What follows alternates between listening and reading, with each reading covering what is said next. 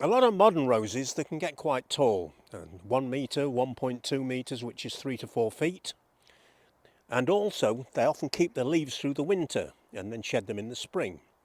One of the problems with that is that they offer quite a bit of wind resistance, and you can get what is called wind rock. So if you're especially in an exposed garden, you can get the whole plant rocking, and it can damage the roots and the base of the plant. The easiest way around that is to actually just, this time of year, just cut them down to about halfway, something like this. If you do that all the way across, don't need to bother about cutting to a bud. You just want to take them off halfway, no problem at all. Just get them down.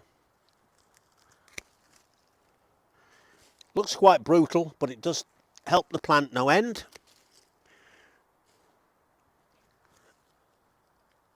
And then next spring you prune them as you would normally, but you're actually helping the rose by reducing the amount of wind resistance at this time of year.